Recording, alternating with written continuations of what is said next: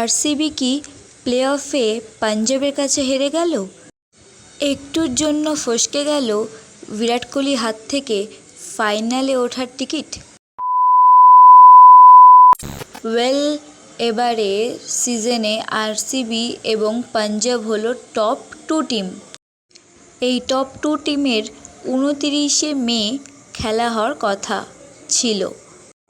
RCB টসে জেতার পর বোলিং করার সিদ্ধান্ত নেয়।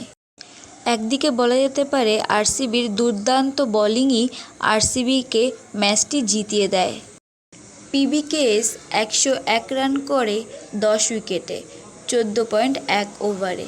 সেখানে আরসিবি 106 রান করে 10 ওভারে 2 উইকেটে। আর এরই সাথে আরসিবি ম্যাচটি জিতে যায় 8 উইকেটে 60 বল আগে। এই ম্যাচটি ছিল একদম একতরফা। শুরু থেকে শেষ অবধি চারিদিকে শুধু আরসিবি। পাঞ্জাবের প্লেয়ার পি আরিয়া 5 বলে 7 রান করেছে, পি সিং 10 বলে 18 রান করেছে, শ্রেয়াস আইয়ার 3 বলে 2 রান করেছে।